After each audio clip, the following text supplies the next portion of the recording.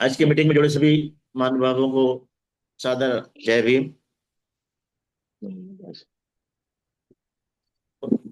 12, 13, 14 अक्टूबर का जो हमारा 3 दिवसीय राष्ट्रीय अधिवेशन हुआ, उसकी समीक्षा के लिए आज कम समय में अपनी बात रखने का प्रयास करूंगा, जो मैं समझ सका हूं। लोग नहीं गए, वो पछता रहे हैं और फोन करके पूछ रहे हैं, व्हाट्सएप पे पूछ रहे हैं, मैसेज दे रहे हैं, क्या हुआ, क्या क्या निर्णय हुआ। ऐसे लोगों के लिए मेरा कहना रहता है कि जिन खोजा तिन पाइया, गहरे पानी पेट, मैं मूरख खड़ा भाव रहा रहा किनारे बेट। यानी कि लोग घर बैठे सब जानकारी चाहते हैं, त्याग तो करना पड़ेगा, समय का त्याग करना पड़ेगा। लोग नहीं आए, उनसे मेरा अनुरोध है, आने वाली सभी मीटिंगों में वे ऐसा न करें। माननीय संस्थापक जी ने और हमारी समिति ने, राष्ट्रीय बौद्ध महासभा ने आगामी जो कार्यक्रम तय किए हैं, उनके लिए हमें जागरूक रह करके, आज की मीटिंग का जो एजेंडा है, जागरूक रह करके कि हमको ये तय करना है कि कौन सा कार्यक्रम कहाँ मनाना है। मैं ऐसा समझा हूं।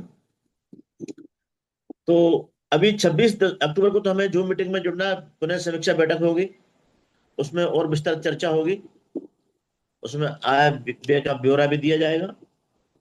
15 अक्टूबर को, नवंबर को बिरसा मुंडा साहब की जयंती मनाने के लिए ये स्थान तय करना है।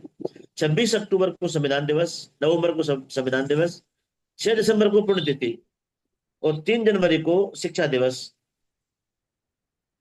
माँ सावित्री फुले के जन्मदिन पर मनाना है। तो ये जो चीजें हैं, मेरा ये अनुमान है, इन इन 1, 2, 3, ये 4, 5 जो हमारे त्योहार हैं, इनको अलग अलग राज्यों में मनाया जाना चाहिए, राज्यों से सहमति लेकर के। जैसे कि संविधान दिवस है, तो दिल्ली में मनाया जाना उचित होगा कि संविधान दिल्ली में प्रस्तुत किया गया था। बिरसा मुंडा साहब की जयंती के लिए या तो हम कोई ऐसा आदिवासी डिस्ट्रिक्ट पकड़े, या फिर ऐसा जिला पकड़े जैसे कि अ, झारखंड या इस टाइप का जहाँ जिला हो। और पुण्यतिथि के लिए हम लोग, बंबई में हमें मनाना चाहिए पुण्यतिथि, जहाँ बाबा साहब का अंतिम संस्कार किया गया था। और शिक्षा दिवस या तो मध्य प्रदेश में या राजस्थान में कहीं इसका अपने को करना चाहिए, जहाँ की माँ सरदे फूले को मानने वाले लोग ज्यादा हैं, तो उस जगह हमें ये मनाना चाहिए। और बाबा साहब की जयंती 14 अप्रैल, और संयुक्त जयंती महात्मा फुले साहब की जयंती, ये सभी जिलों में राष्ट्रीय बौद्ध महासभा अलग अलग मनाए, सभी जगह, तो ज्यादा उचित होगा, ऐसा मेरा प्रस्ताव है। बाकी निर्णय राष्ट्रीय अध्यक्ष जी का होगा, संस्थापक जी का होगा। तो साथियों, ये मुद्दे पर आज हमें बात करना था। 12, 13, 14 दिन का जो हमारा सेमिनार रहा, बहुत ही सक्सेसफुल रहा, मैं समझता हूँ। आर्थिक परेशानियां आई है, कुछ घाटा भी संभावित है, क्योंकि जिन साथियों ने उपस्थिति भी दर्ज कराई, उन लोगों ने भी स्वेच्छा से पैसा नहीं दिया, और हमारी कमेटी ने उनको बाध्य नहीं किया कि आप पैसा दीजिए। लेकिन हमारा नैतिक दायित्व बनता है कि हमें जिस कार्यक्रम में हम हो रहे हैं, शिरकत कर रहे हैं, सम्मिलित हो रहे हैं, तो उसमें हमें यथोचित दान की भावना प्रदर्शित करना चाहिए, दान देना चाहिए। दान के पीछे, हम लोग दान में पीछे हट जाते हैं, तो हमारा जो सामूहिक कार्यक्रम होते हैं वो नहीं हो पाते हैं। इसलिए ये बहुत महत्वपूर्ण बिंदु है। आर्थिक विषयों पर हमें जो चर्चा हमें करना था कि हमें धन कैसे इकट्ठा करना, राष्ट्रीय बौद्ध महासभा को कैसे विकसित करना है, इसके लिए मुख्य चीज है धन। और धन ही लोग देने में कतराते हैं या खर्च करने में कतराते हैं, जबकि सभी लोग, सम्मानित सदस्य, सक्षम है। बहुजन समाज के लोग आज सक्षम है, और वो इस प्रकार के सामूहिक कामों में धन के लिए अपना अलग से बजट रखें, ताकि इसके लिए हमको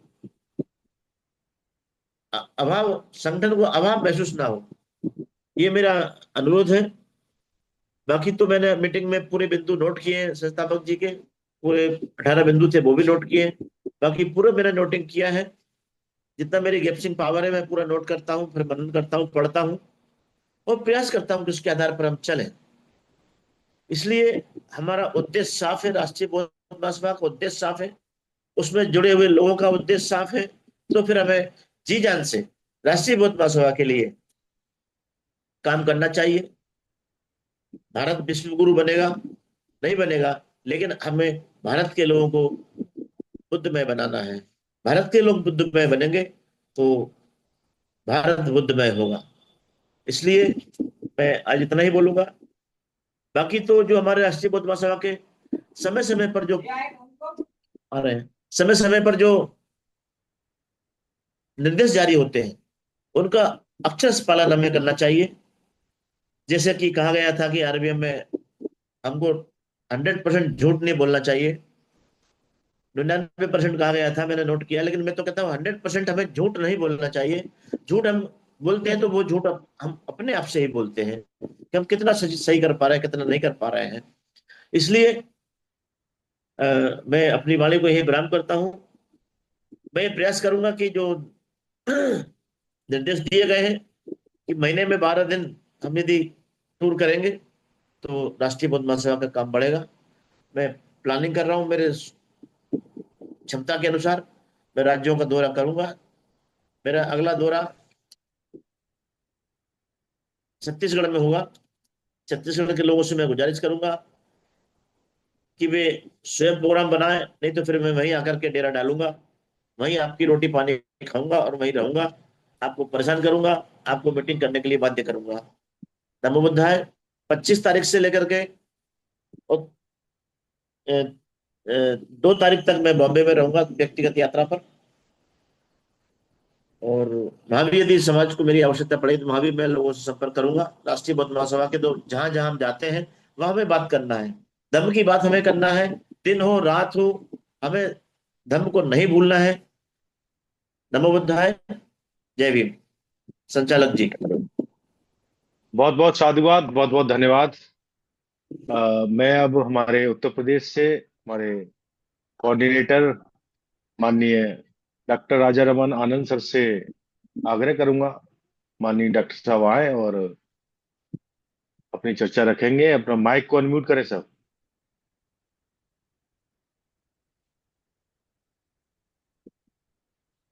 शशि देखो, माइक परमिशन करो सर को। ओके। जी सर, जी सर। हाँ। स्वागत। हाँ, बहुत बहुत साधुवाद माननीय योगेश गौतम जी। मैं सबसे पहले अपने सभी महान संतों को, गुरुओं को, महापुरुषों को स्मरण करता हूँ, नमन बंदन करता हूँ। आज की इस ऑनलाइन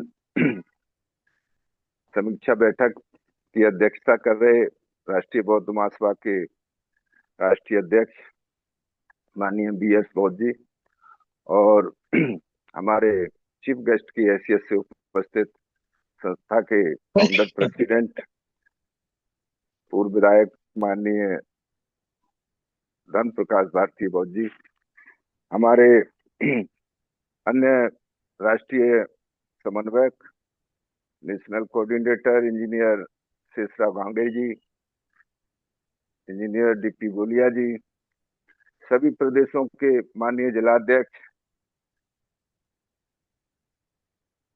और महासचिव, और साथ साथ हमारे संस्था के माननीय राष्ट्रीय उपाध्यक्ष इंजीनियर RC बनगुरता जी, कार्यकारी अध्यक्ष माननीय बादल सिंह बौद्ध जी पूर्व, और अन्य सभी महानुभावों का मैं अभिवादन करता हूं। आज की ये शॉर्ट नोटिस पे मीटिंग ऑनलाइन इसलिए भी मेरे ख्याल से जल्दी रखी गई कि ताकि एक दूसरे के हालचाल मिल जाए। अभी लोग जो है, अभी हम RBM के राष्ट्रीय अधिवेशन में, और बहुत दूर दूर से लोग आए थे, तो उनके अब वो अपने अपने स्थानों पर लगभग पहुंच चुके हैं। तो इस राष्ट्रीय अधिवेशन की समीक्षा में मैं शॉर्ट में यही कहना चाहूंगा कि मुझे लग रहा था कि शायद आगरा में बहुत अच्छी व्यवस्था नहीं हो पाएगी। लेकिन मैंने नागपुर का भी राष्ट्रीय अधिवेशन अटेंड किया गत वर्ष, और इससे पहले लुम्बिनी में भी मैंने ये राष्ट्रीय अधिवेशन अटेंड किया था। तो मैं ये कह सकता हूं कि जिस तरह से भव्य तरीके के इसके लिए व्यवस्था होनी चाहिए थी, वो उस तरह की व्यवस्था आगरा के हमारे जो साथी हैं, बौद्ध महासभा के जो कमिटेड लोग हैं, तो उन्होंने पूरी तरीके से उसको बहुत ही आकर्षक बना के रखा। चाहे वह आयोजन में लोगों के उपस्थित होने से लेकर के वहाँ के खान पान की, वहाँ के रहने और सारी व्यवस्थाएं बहुत ही बढ़ चढ़ करके, मैं इसके लिए उनका धन्यवाद देता हूँ। क्योंकि मुझे नहीं लग रहा था कि आगरा तो एक तरीके से हमारे लिए कोई ऐसा बहुत अट्रैक्टिव नहीं रह गया था, क्योंकि वहाँ हमारा मुख्यालय है। तो हम लोग समझते हैं कि वो तो एक कॉमन जगह राष्ट्रीय बौद्ध महासभा के साथियों के लिए। लेकिन जो उन्होंने इस अधिवेशन के लिए उसको एक्सक्लूसिवली जो अट्रैक्शन दिया, तो निश्चित ही मैं उसके लिए अपनी तरफ से ये कह सकता हूँ कि आयोजन करने वालों को उससे सीख लेनी चाहिए, क्योंकि आयोजन बदलते रहते हैं जगह जगह। इस बार आगरा में हुआ है तो अगली बार कहीं दूसरी जगह होगा। दूसरा, इस अधिवेशन में हम लोगों ने जो चर्चा की, तो लगभग 18 वर्षों का जो राष्ट्रीय बौद्ध महासभा का सफर रहा, उस पर भी ध्यान दिया गया। और साथ साथ जो विशेषतः पिछली साल का जो 12, 13, 14 अक्टूबर 25 को 24 को जो नागपुर में जो राष्ट्रीय अधिवेशन हुआ था, तो इसमें एक साल के दरमियान जो हमने अपने उद्देश्यों की उपलब्धियों की बहुत ही सारगर्भित विवेचना की, और इस अधिवेशन के बाद आगे की जो कार्य योजना है उस पर कैसे बढ़ा जाए, इसके लिए वहाँ हमारे बहुत कई जो प्रदेशों के प्रदेश अध्यक्षों ने जो अपने विचार रखे, वो निश्चित ही मैं ये कह सकता हूं कि एक परिपक्व नेतृत्व की जैसे उनके विचार आए, जिसमें मध्य प्रदेश के हमारे दर्शक अहिरवार साहब के विचार थे, महाराष्ट्र से, गुजरात से, उड़ीसा से, झारखंड से, छत्तीसगढ़ से, दिल्ली प्रदेश से, उत्तराखंड से, और उत्तर प्रदेश के जिन प्रदेश अध्यक्षों ने और वहाँ के जो संयोजकों ने जिस तरीके से अपनी बातें रखी, वो निश्चित ही हम कह सकते हैं कि हम एक लीडरशिप बिल्ड करने में, एक अच्छी लीडरशिप आरबीएम की बिल्ड हो रही है। इस पर मुझे गर्व है, और मैं समझता हूं कि हमारे अन्य साथी जो इस अधिवेशन में मौजूद थे, उन्होंने निश्चित ये महसूस किया होगा।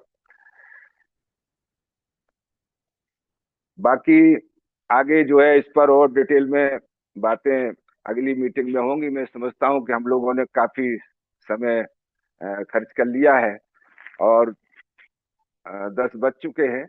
तो मैं संक्षेप में बस यही कहना चाहूंगा कि जो हमारा राष्ट्रीय बौद्ध महासभा का जो उद्देश्य है, तो अगर उस उद्देश्य को, उस लक्ष्य को हमें पूरा करना है, तो इसके लिए हम हमारे अंदर पात्रता और निरंतरता और नेतृत्व, ये तीनों चीजें जेन्युइन होनी चाहिए और कैपेबल होनी चाहिए। अगर पात्रता नहीं है तो भी हम अपने उद्देश्य को पूरा नहीं कर पाएंगे, अगर हमारे अंदर निरंतरता नहीं है तो भी हम नहीं कर पाएंगे, और सक्षम और सच्ची लीडरशिप नहीं है, नेतृत्व नहीं है, तब भी जो है हम लोग इसमें लूज कर सकते हैं। तो मेरा यही है कि चूंकि हमारे पास साधन सीमित हैं, तो सीमित साधनों का बड़े स्तर पर प्रयोग करना हमें आना चाहिए।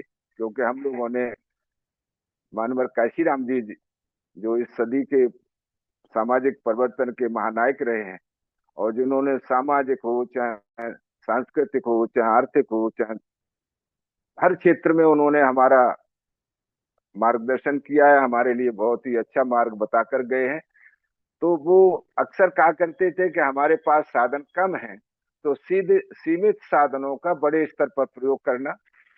और दूसरा, जो हमारे जो अ, चाहे वो धार्मिक क्षेत्र हो, चाहे आर्थिक क्षेत्र हो, चाहे सामाजिक क्षेत्र हो, चाहे दूसरे क्षेत्र हो, तो इनमें आरबीएम को भी और थोड़ा सा समाज में स्वीकार्यता प्राप्त करने के लिए, राष्ट्रीय बौद्ध महासभा को अपने एक्शंस को, जो कार्रवाई होती है, सोशल एक्शन जैसे कह सकते हैं, रिलीजियस एक्शन कह सकते हैं, इकोनॉमिकल एक्शन कह सकते हैं, तो इस पर भी हमें जरूर, मेरा ये व्यक्तिगत सुझाव है। और साथ साथ जो है, अलग अलग प्रांतों में अलग अलग तरीके के ये एक्शन, क्योंकि अलग अलग प्रांतों की जो पृष्ठभूमि है, जो वहाँ की कल्चर है, जो वहाँ के अपने बेसिक्स हैं, तो वो अलग अलग है। तो हमें अलग अलग क्षेत्रों के हिसाब से सोशल एक्शन, ये एक्शन करने पर, जैसे साहब काशीराम जी ने जो सीमित साधनों की बात कही, तो आपने देखा कि उन्होंने दीवारों पर नारे लिखवाए थे, जिससे हम लोग खुद ही लिखते थे। जो उस दौर के लोग हैं उन्हें याद होगा, किसी पेंटर से नहीं लिखवाए जाते थे, क्योंकि पेंटर से एक दो दीवार लिखवाने में बहुत काफी साधन हमारे खर्च हो जाते हैं। तो अपने हाथ से वो लिखवा देते थे कि DS4 का नारा है, सारा देश हमारा है, वोट हमारा, राज तुम्हारा, नहीं चलेगा नहीं चलेगा। तो ये इस तरह का एक्शन जो है, सोशल एक्शन, आरबीएम भी अगर विचार करे तो मैं समझता हूँ अच्छा रहेगा। हमारी जो प्रेसिडेंट काउंसिल की जो बात अभी हो रही थी, तो प्रेसिडेंट काउंसिल जो है इस पर विचार करके, ये जब तक हम पब्लिक में अपनी एग्जिस्टेंस को नहीं दिखाएंगे, या जैसे वाहन, चाहे साइकिल हो, चाहे काशीराम जी के टाइम में साइकिलों की को बहुत उपयोगिता सिद्ध हुई, तो हम लोग उस साइकिल से या और दूसरे जो वाहन है आजकल, मोपेड वगैरह हो गई हैं या बाइक वगैरह हो गई हैं, तो उन पर पंचशील के झंडे लगा करके, 20-25 लोग और पंचशील के झंडे लगा करके किसी भी जगह घूमना चाहे तो 1-2 घंटे में काफी किलोमीटर तक हम ये समाज के अंदर जागरूकता, साहस और सक्रियता पैदा करने का ये सीमित साधनों का बड़े स्तर पर प्रयोग हो सकता है। एक और, साहब काशीराम जी के दौर में हमने देखा कि वो मेला लगाया करते थे। हालांकि उन्होंने अम्बेडकर मेला ऑन व्हील्स व्हील्स के ऊपर एक कोई मेटाडोर वगैरह पर बनवा करके उन्होंने ये किया था। तो हम लोग भी इस तरीके का प्लानिंग करें, जैसा कि अभी जो राष्ट्रीय अधिवेशन में बहुत सारे सुझाव आए थे। तो मैं समझता हूं कि बहुत ही कारगर सिद्ध होंगे। समय कम है। माता सावित्रीबाई फुले की जयंती जो 2026 में खास करके उसको ज्यादा भव्य बनाना है, या ज्यादा पॉपुलर बनाना है, या ज्यादा ऐतिहासिक बनाना है, तो इसके लिए ऐतिहासिक जगह का भी चयन हो जाए तो अच्छा रहेगा। क्योंकि जो ऐतिहासिक जगह है, तो उसी जगह को हम चुने, और वो उस जगह पर फिर पूरे देश भर का एक बड़ा आयोजन, जैसे हम लोग दीक्षा भूमि पर करते हैं, या हम लोग क्या नाम है, बॉम्बे में करते हैं 6 दिसंबर को। तो इस तरह का एक वो, मतलब अच्छा इवेंट भी बन जाएगा। और मैं समझता हूँ कि समय तो बहुत हो गया। मैं और ज्यादा आगे न जाते हुए, अभी एक बात ये आई थी कि दीप उत्सव, तो इस पर मैं, मुझे जो ज्ञान हुआ है वो इतना ही है मेरे पास, कि बाबा साहब ने अशोक धम्म विजयदशमी के दिन दीक्षा खुद भी ली और हमको भी दी। हमको भी कहा कि भाई अब मान लो कि आपका पुनर्जन्म हो गया है। उन्होंने खुद कहा कि आज से मेरा पुनर्जन्म हो गया है, और मैं ये पुराना जो कचरा था वो सब मैंने एक तरफ कर दिया है। तो 15, मतलब अशोक विजयदशमी के बाद 5 दिन, और ये दिवाली आएगी 15 दिन बाद, यानी 20 दिन बाद दिवाली आने वाली थी। तो अगर बाबा साहब सब के बारे में बहुत ज्यादा चिंतित होते हैं। अगर हम बाबा साहब से ज्यादा पढ़े लिखे हैं या ज्यादा अक्लमंद हैं तब तो मैं हाथ जोड़ लेता हूँ, जो चाहो सो करते रहे हम।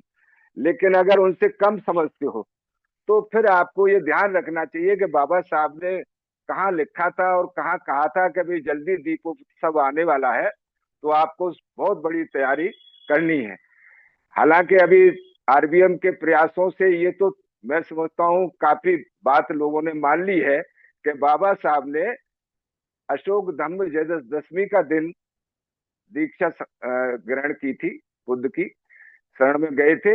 वो इत्तेफाक था कि 14 अक्टूबर था, इस बार तो 2 ही अक्टूबर पड़ा है। और आपने देखा होगा कि आरएसएस के लोग भी उसी विजयदशमी को अपने खाते में लाने के लिए, तो वो कभी नहीं कहते कि अक्टूबर था या नवंबर था, वो हमेशा दशहरा ही कहते हैं। लेकिन हमारे लोग चूंकि सड़क छापे में तो समझता हूँ जहाँ कोई सुन लेता है वहीं से पकड़ लेता है। तो दीपोत्सव का ये बात अभी गोलिया साहब ने बहुत अच्छी कही कि अगर हम लोग इसी को मतलब पकड़े रहे तो फिर विष्णु का अवतार बताने से भी हम लोग जो है उनके ट्रैप में फंस जाएंगे। बुद्ध को विष्णु का अवतार वो इसीलिए बताते हैं क्योंकि उन्हें हमारी कमजोरी मालूम है। कोई भी ऐसी मौका आता है तो हम लोग उनके पीछे लग जाते हैं। तो हम मेरा खास करके आरबीएम के जो बुद्धिजीवी साथी हैं, विद्वान साथी हैं, मेरा उनसे अनुरोध है कि भाई अगर आप कुछ कर रहे हो तो आप करते रहो, क्योंकि आपका पुनर्जन्म जब होगा तब देख लेना। लेकिन हमको कम से कम ये व्हाट्सएप पर बना करके, सोशल मीडिया में बना करके जो डालते हो, तो ये मतलब मैं समझता हूं कि या तो ये है कि हम अपने महापुरुषों को इग्नोर करते हैं और या फिर अपना मूर्खता का परिचय देते हैं। तो ऐसा मेरा करबद्ध अनुरोध है कि हमारे आरबीएम के जो साथी हैं जो 365 दिन काम करते हैं, तो वो इस ओर जरूर ध्यान देंगे और उस भाइयों को बताएंगे, समाज के भाइयों को, कि अगर आपका पुनर्जन्म नहीं हुआ है तो आप भले ही इसको फॉलो करते रहो, लेकिन जो उन्होंने मान लिया है कि भाई हमारा पुनर्जन्म हो गया है क्योंकि बाबा साहब कहकर गए हैं, तो उनको कम से कम ये अपनी काबिलियत का नाजायज परिचय न दे। यही बात कहते हुए मैं बात यही रोकना चाहूंगा क्योंकि समय ज्यादा हो गया था। मैं समझ रहा हूँ योगेश गौतम जी जरूर महसूस कर रहे होंगे। सभी को नमो बुद्धाय, जय भीम, जय संविधान। बहुत बहुत धन्यवाद, बहुत बहुत साधुवाद सर। तो मैं कार्यक्रम के आज के वेबिनार के अंत में हमारे राष्ट्रीय बौद्ध महासभा के राष्ट्रीय अध्यक्ष माननीय बी एस बॉस साहब से अनुरोध करता हूं अरे आप उनको आए और उनको सभी बुलवा दो, गौतम जी, जी जी जी। राष्ट्रीय उपाध्यक्ष जी को, राष्ट्रीय उपाध्यक्ष जी को। ओके। तुम्हें क्या नींद आ जाती है गौतम जी?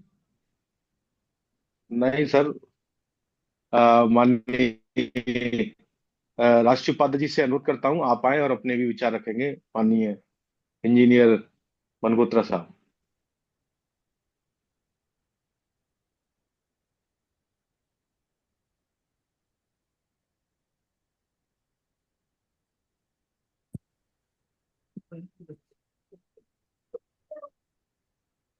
मैं अपनी मेरा माइक अनम्यूट हो गया है, तो जी मैं जी अपनी सर। बात रखूं। सर्वप्रथम तथागत गौतम बुद्ध के चरणों को नमन करते हुए, बहुजन समाज में जन्मे सभी महापुरुषों को नमन करते हुए, संस्था के संस्थापक अध्यक्ष माननीय वरधर्म भारती जी, हमारे अध्यक्ष आरबीएम के बीएस बिसोरिया जी, हमारे कोऑर्डिनेटर, नेशनल कोऑर्डिनेटर डॉक्टर राजा रघुनाथ जी, शेषराव गेंगड़े जी, इंजीनियर डीपी गोलिया जी, और हमारे संचालक महोदय और जितने भी मेरे सीनियर साथी जुड़े हुए हैं उन सबको जय भीम नमो बुद्धाय। साथियों, पहले तो आप सभी बधाई के पात्र हो कि आपका 19वां जो अधिवेशन है बहुत ही सक्सेसफुल हुआ है, अच्छे तरीके से मनाया है। और मैं नहीं पहुंच पाया उसके लिए मैं अपने आप को खेद प्रकट करता हूं, और क्यों नहीं पहुंच पाया उसका मैं स्पष्टीकरण नहीं दूंगा, क्योंकि किस कारण नहीं पहुंच पाया है वो एक अलग बात है। तो ये 9 साल में पहली बार हुआ है कि मैं किसी अधिवेशन में नहीं पहुंच पाया हूं। अदरवाइज जहां भी प्रोग्राम होता है तो सबसे पहले मैं वहां पर पहुंच ही जाता हूँ। तो अगर बात होती कि मैं नहीं पहुंच पहुंच पाता तो मैं पैसे ही जमा नहीं करवाता। तो मैंने सबसे पहले मैं पैसे जमा करवाए थे। तो बहुत बहुत धन्यवाद। तो बहुत ही अच्छा प्रोग्राम रहा। मैं 3 दिन आपके साथ ही जुड़ा रहा था, बैठकर प्रोग्राम देख रहा था, और वो उस प्रोग्राम को जो भी आपके माध्यम से जो प्रोग्राम रहा था उसको शेयर भी कर रहा था और उस पर कमेंट्स भी लिख रहा था। तो यह बात अलग है कि मैं आपके बीच में नहीं था, लेकिन आपके साथ मेरे बिल्कुल कनेक्शन तार जुड़े हुए थे। तो बहुत ही अच्छा प्रोग्राम रहा है।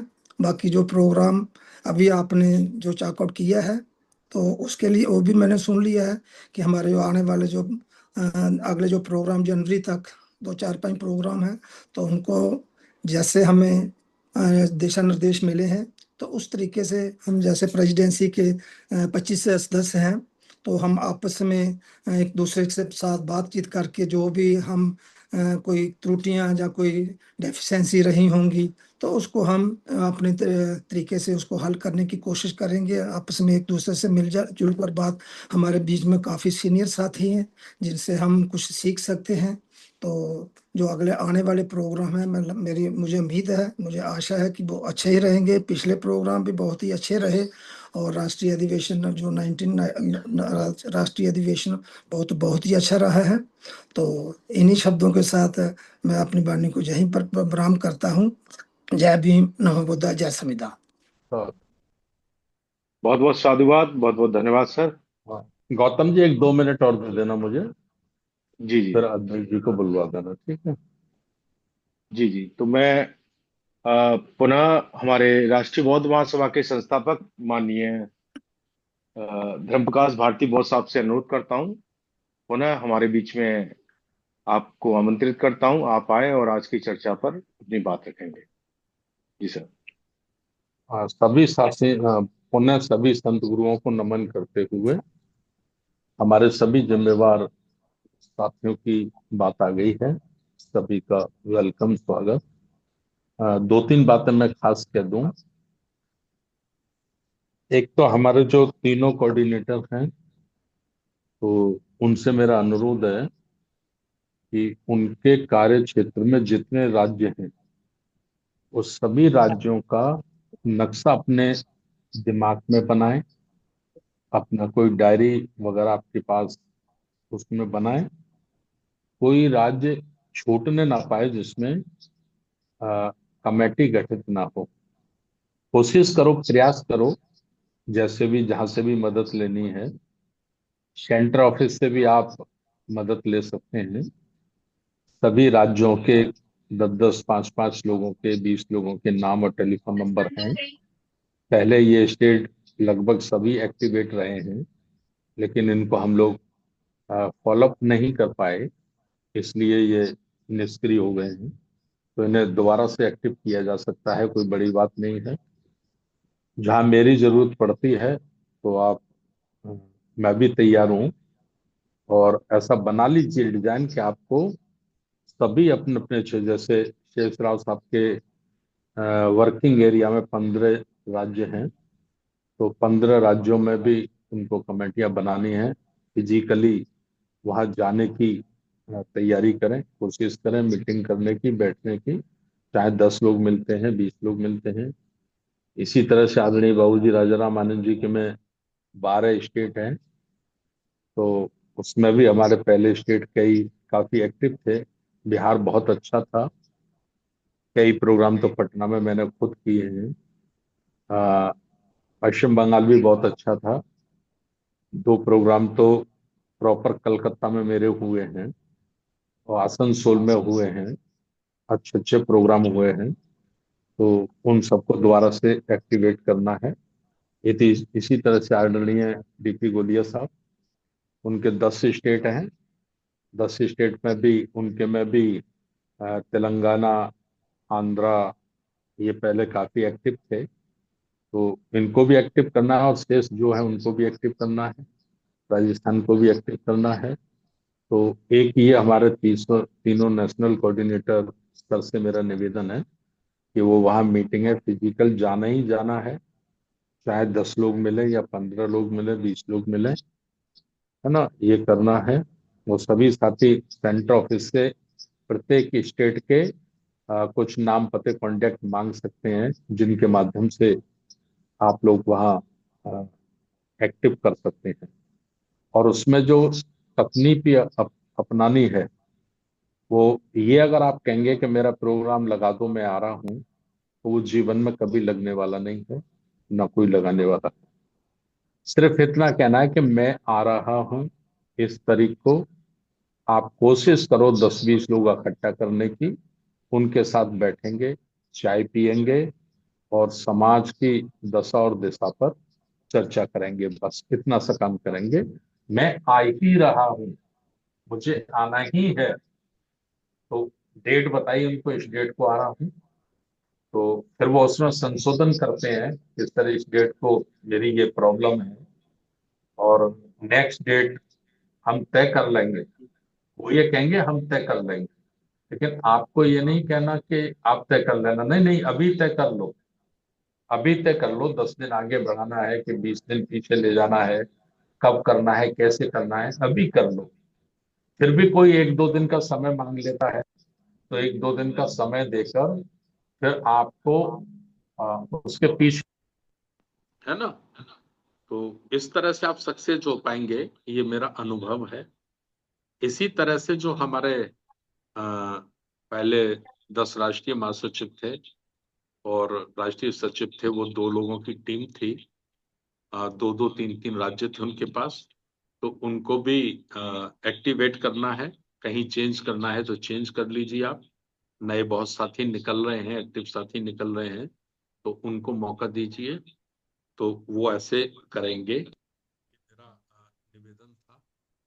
दूसरा ये था कि इस बार आपने देखा होगा अशोक का विजय, दशमी का, आरएसएस का 100वां वर्ष था, और हम लोग ऐसा सोच रहे थे कि ये बहुत बड़ा इस बार कोई फंक्शन करेंगे, सड़कों पे निकलेंगे, ये करेंगे वो करेंगे, लेकिन ऐसा हुआ नहीं। मैंने कई साथियों से जो उस लाइन के हमारे संपर्क में रहते हैं, मैंने उनसे जानने की कोशिश की, तो बड़ा कीप साइलेंट उन्होंने इस 100वें वर्ष को मनाया है। तो कीप साइलेंट मनाने के पीछे जो उनका उद्देश्य था, जो मैं खोज पाया हूँ, वो ये था एक्शन का रिएक्शन, एक्शन का रिएक्शन। उनको ऐसा लग रहा था कि बुद्धिज्म की लहर भारत में बड़ी तेजी से बढ़ती जा रही है। एक बहुत बड़ा वर्ग अशोक धम्म विजयदशमी के बारे में समझता जा रहा है, उसको बोध हो रहा है, उसको ज्ञान हो रहा है। तो कहीं ऐसा ना हो कि हम कोई बहुत बड़ा जलवा या बहुत बड़ा हम लोग फंक्शन करें, तो ये लोग भी कहीं उसी के कंपैरिजन में नेक्स्ट या कभी भी क्रिया की प्रतिक्रिया में ये लोग भी एक्टिव ना हो जाएं, इसलिए उन्होंने इसको एक तरह से कीप साइलेंट कर दिया। जबकि कोई उम्मीद नहीं कर सकता था कि 100 वर्ष जिसके पूरे हो रहे हों और भारत की तमाम शक्तियों पर उसने अपने मकसद को पूरा कर लिया हो, उसके बाद वो इतना साधारण रूप से उसे मनाएंगे, है ना। तो ये आरबीएम का इसमें बहुत बड़ा योगदान है। वैसे तो सभी संगठनों का, सभी अम्बेडकर, साहू फुले को मानने वाले लोगों का है ही, किसी को हम लोग इग्नोर नहीं कर सकते, लेकिन इसकी जो अग्रणी भूमिका आरबीएम निभा रही है, जो मोटिवेशन और इम्प्रेशन दे रही है देश भर में, तो इसका भी एक बहुत बड़ा अक्षर हुआ है। ये मैं आपको बताना चाहता था। कुछ मैं 1-2 बात और कह रहा हूँ। एक, जो हमारा दिल्ली या दिल्ली के पास सेंटर ऑफिस बनने जा रहा है, आरबीएम भवन,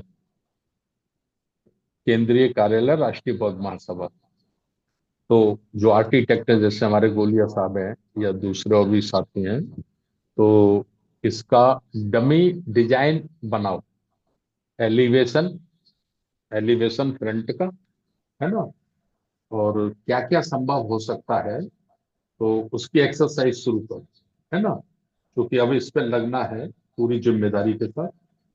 दूसरा, जिन साथियों ने कमिटमेंट किया है जमीन खरीदने के लिए और इसको बनाने के लिए, तो उन साथियों से भी मेरा निवेदन है कि वो राष्ट्रीय अध्यक्ष जी को या राष्ट्रीय बौद्ध महासभा का जो सेंटर का ऑफिस है, अकाउंट है, उसमें आप लोग मदद करो, और जिससे वहां जाकर कोई जमीन देखी जाए और जमीन को देखकर उसका एग्रीमेंट ले लिया जाए और 2 4 5 महीने का टाइम ले लिया जाए, और एग्रीमेंट की अकॉर्डिंग कि हमारी जो जमीन होगी उसका साइज क्या होगा, फ्रंट कितने फुट का होगा, गहराई कितने फुट की होगी, दाएं बाएं उसकी क्या लोकेशन होगा, तो उसके अकॉर्डिंग फिर एक फाइनल उसका नक्शा बन जाएगा, एक डिजाइन बन जाएगा।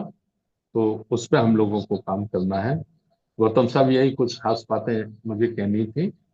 और अगले 26 अक्टूबर को हम लोग सुबह 10 बजे मिल रहे हैं, इस संकल्प के साथ कि जो हम लोगों ने प्रॉमिस किया, वायदा किया है कि 10-10 साथियों को, हम नए 10-10 साथियों को जूम पर जोड़ेंगे। ठीक है, ये प्रॉमिस को हमें पूरा करना है।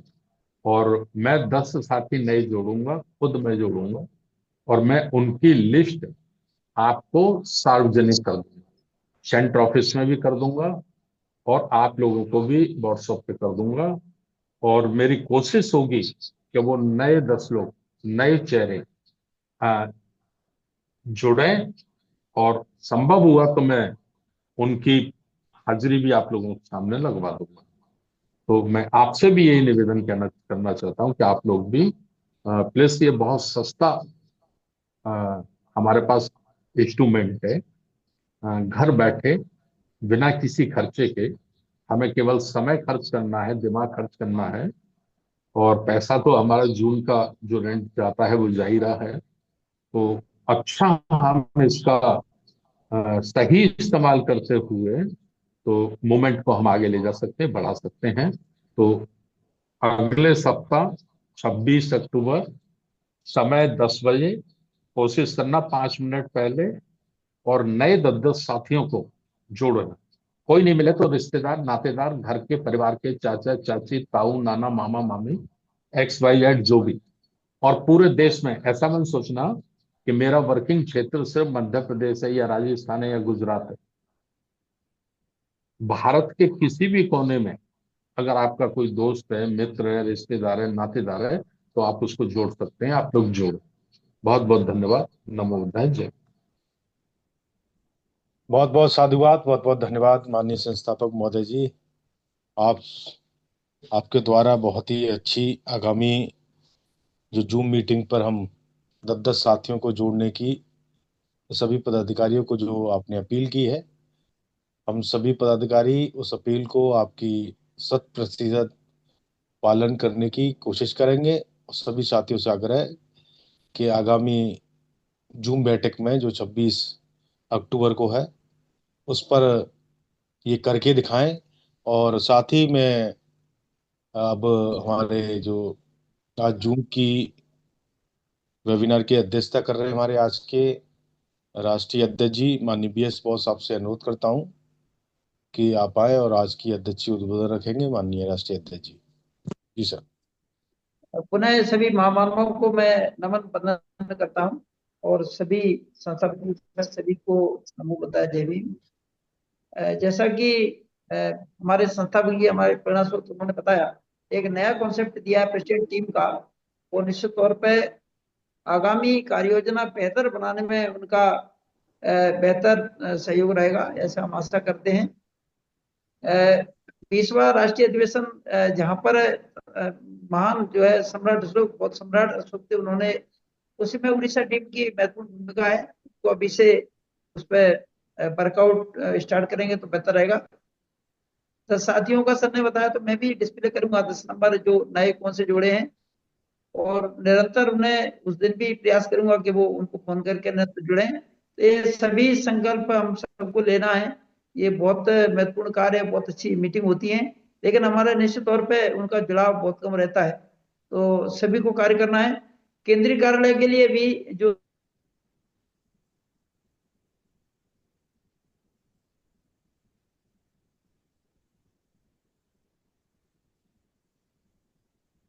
म्यूट हो गए अध्यक्ष जी, मुझे लग रहा है। जी जी जी आवाज आ रही है?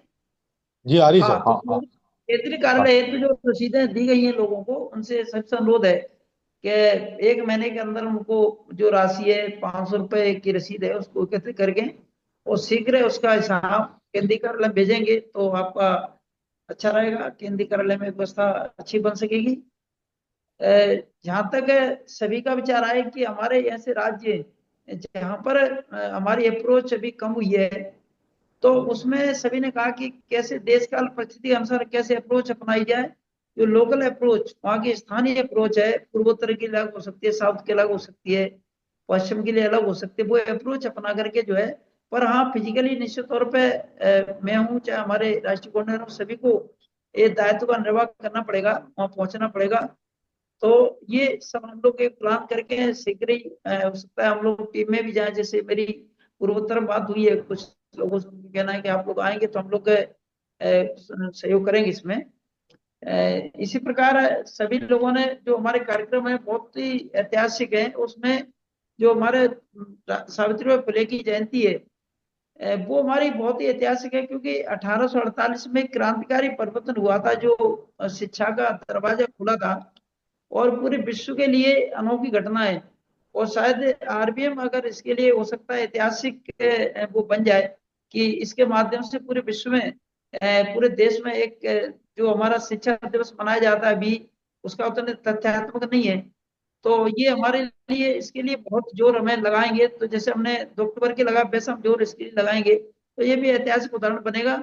और सर ने कहा कि सरकारों के से भी हम निवेदन करेंगे इसको शिक्षा दिवस घोषित किया जाए। जो हमारे महापुरुषों ने कहा है कि शिक्षा सबसे महत्वपूर्ण है। तो ये कार्यक्रम सभी 16 नवंबर का, मैं पुनः एक सामान्य बता रहा हूँ, 16 नवंबर का हमारा 15 नवंबर का बिरसा मुंडा जयंती है, 30 का जो है 30 नवंबर, और 1 दिसंबर, ये सॉरी 6 दिसंबर का महामानव तथागत बुद्ध का परिनिर्वाण दिवस है। 3 जनवरी को जो है सावित्रीबाई फुले जयंती है। और ये मार्च माह में जो डीएसएस का अधिवेशन वो होना है, प्रशिक्षण होना है। और 11 अप्रैल को जो है महात्मा फुले और दोनों महापुरुषों की जयंती है। तो ये हमें निश्चित तौर पर अभी से योजना बनाकर कार्य करना होगा।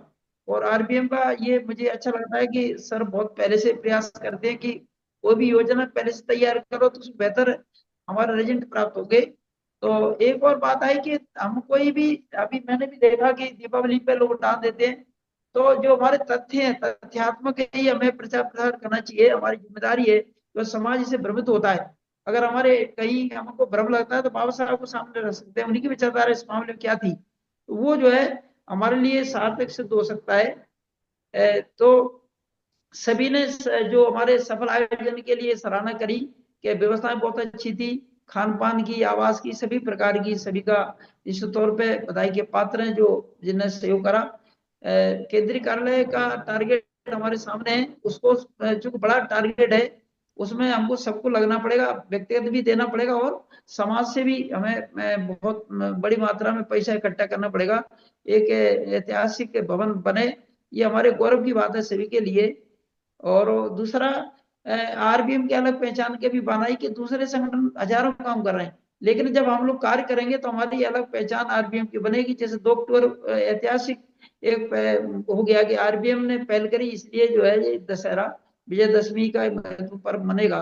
तो ये भी हम लोग सबका अगर सक्रिय रहेंगे, निरंतर कार्य करेंगे, तो निश्चित तौर पर अलग संगठन हमारी बन जाएगी। तो हमारी वो बात नहीं आएगी बहुत सारे संगठन है, लोग कहते हैं कि इतने संगठन है, आप भी उसी जैसे, तो हमारी पहचान अलग बनाना पड़ेगी, ये हमें सबको कार्य करना है। एक बात आई अन्य समुदाय में स्वीकृति, तो संस्था जी ने बताया था कि हमारे 5 समुदाय इसमें जोड़ना है।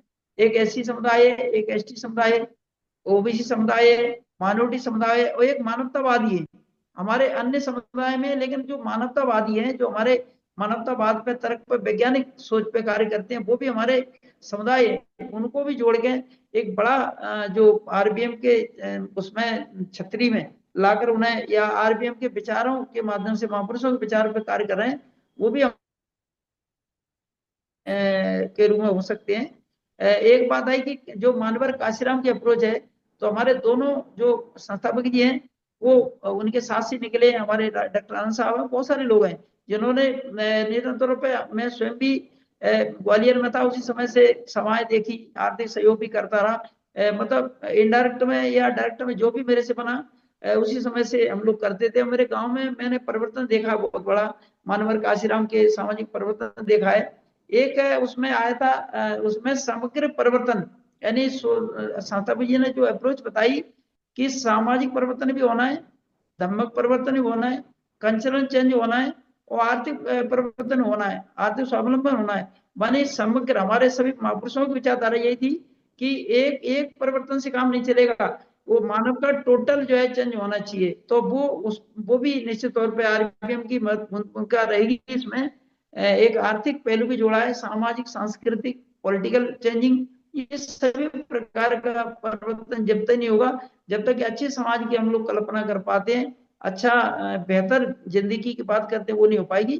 तो ये बहुत अच्छा स्वीकार। और 26 तारीख को हम लोग सभी मिलेंगे, और मैं पुनः सभी को, माननीय संस्थापक जी को और माननीय सभी पदाधिकारियों को आभार व्यक्त करता हूँ, धन्यवाद देता हूँ कि आज महत्वपूर्ण कार्यक्रम में जुड़कर उन्होंने विचार व्यक्त किए और एक संकल्प भी लिया कि हम लोग बेहतर स्थिति के लिए कार्य करेंगे। और हम सब लोग बहुत अच्छे टीम है पूरे देश की, और निश्चित तौर पे जब हम लोग जुट जाएंगे तो जहां हमारी अप्रोच नहीं है वहां जाएगी, इस समाज में नहीं है वहां हम पहुंचेंगे, उसके लिए हम कार्य कर पाएंगे। सभी को पुनः आभार, पुनः धन्यवाद। थैंक यू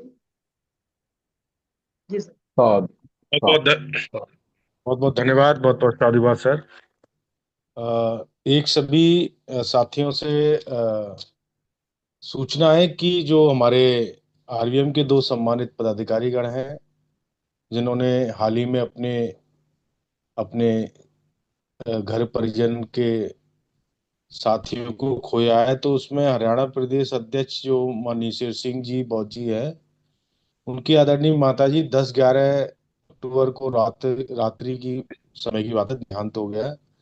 और दिल्ली प्रदेश के उपाध्यक्ष हैं और ट्रस्ट प्रतिशत के सदस्य हैं एडवोकेट सुखदीप सिंह जी। उनकी धर्मपत्नी का आज निधन हो गया है।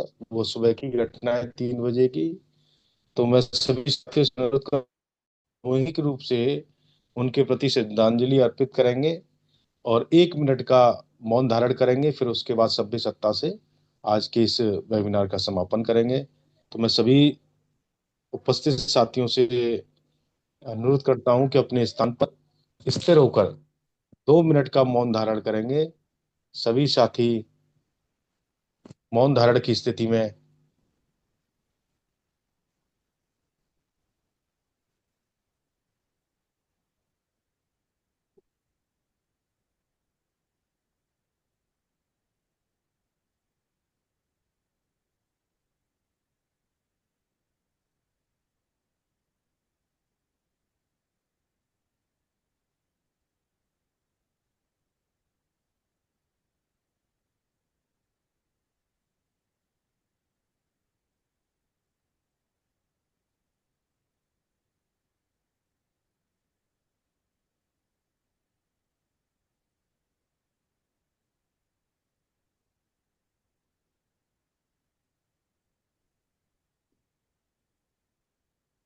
ये जिले की मीटिंग है, मेन बॉडी भाईचारा बनाओ, कि जाके कोई बैठक का हो जाए।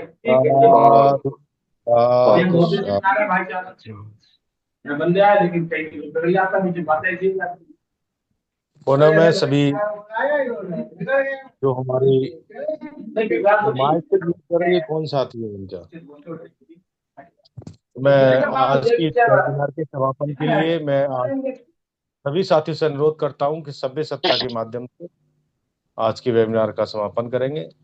सभी साथी सभ्य सत्ता के लिए तैयार हों और एक स्वर में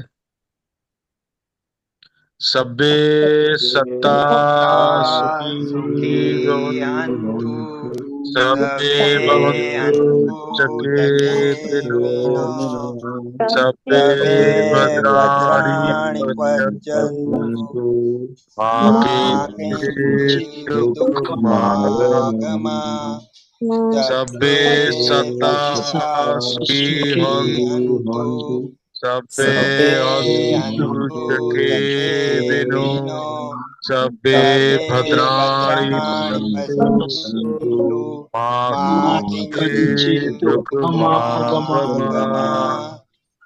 सभ्ये सत्ता सुखी होन्तु सभ्ये भवन्तु सुखे विनो सभ्ये भद्राणि पश्यन्तु मा किञ्चित् दुःखमागमः साधु साधु साधु सभी को सबका मंगल हो, सबका मंगल हो, सबका मंगल। जी सम्मानित साथियों जय को भीम नमो बुद्धाय। जय भीम नमो बुद्धाय, जय भीम जय भीम नमो बुद्धाय। जय भीम।